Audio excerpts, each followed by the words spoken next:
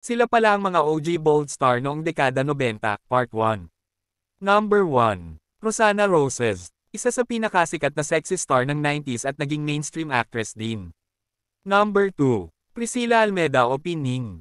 Kilala sa mga ST films at naging leading lady sa action movies. Number 3. Ina Raimundo. Sumikat sa Sabado Nights at sa mga sexy roles.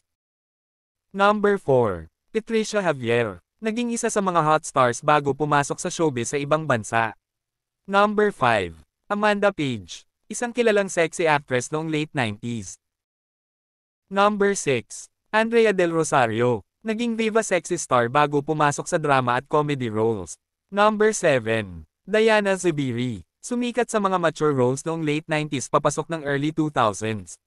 Number 8. Glidel Mercado. Gumawa rin ng ilang mature roles bago naging kontrabida sa teleserye.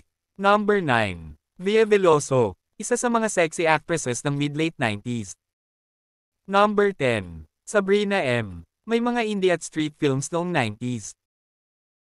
Number 11. Claudia Zobel. Mas kilala noong 80s pero patuloy na pinag-uusapan noong 90s dahil sa legacy bilang sexy star.